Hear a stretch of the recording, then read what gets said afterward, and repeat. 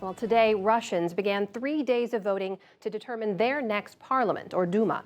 The outcome is largely preordained. But there was an unexpected development today when Google and Apple blocked Russians from downloading the main opposition party's app. Nick Schifrin is back now with how this is just the latest successful attempt by the Russian government to silence its rivals. In Russia's Far East today, it looked like a parliamentary election. Candidates on a poster, voting booths, ballot boxes. In Moscow, the patriarch considered his options and used a ballot box for one. Even President Putin himself voted from his office. But what preceded today?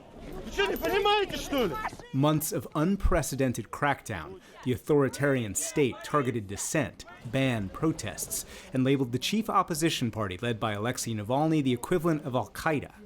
To evade government censorship, Navalny's campaign created an app that endorsed independent candidates. But today, Apple and Google removed the app from their Russian stores. The Kremlin had pressured the companies and labeled the app extremist, as the leader of the pro-Kremlin Liberal Democratic Party said today. It's dictatorship and extremism. They don't have a right to interfere. It's manipulation. You violate the democracy, you should be arrested.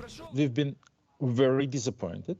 And indeed, I have to admit that it's quite a blow to our campaign. Leonid Volkov is Navalny's chief of staff and a mainstay of his online campaigns. We first met him on the campaign trail in 2017, when Navalny was running for president. What happened today is that Google and Apple, for the first time, caved to censorship demands from the Russian government. The only thing that the application does, it actually delivers Alexei Navalny's endorsements about the candidates in the upcoming election. So it's a pure censorship because, I mean, there is nothing that could be extremist about a list of endorsements.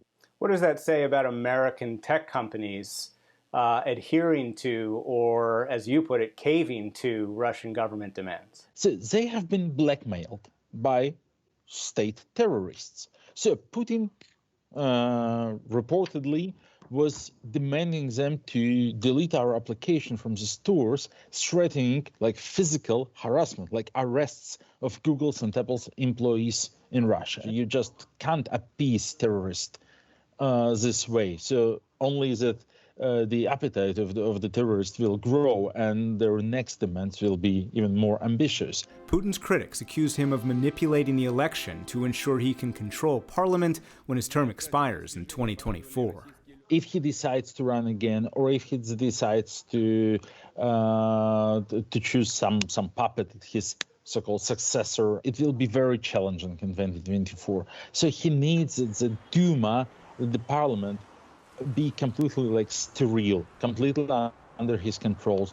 This is not a fair election. This is not an election at all. Still, it's some procedure which allows us to put stress on Putin, to create problems for United Russia, his party. What is your message to the West, to the Biden administration, to European officials who are watching this election and trying to decide how to respond? Putin is playing the game of chicken with you. And this situation with Google and Apple has shown that he once again outplayed you.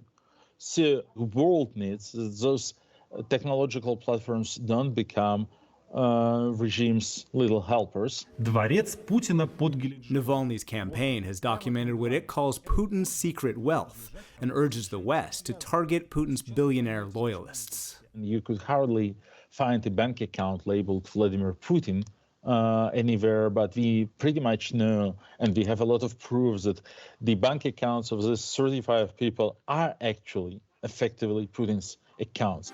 But the West hasn't agreed to target Putin's riches, and there's little preventing the result of a preordained election. For the PBS NewsHour, I'm Nick Schifrin.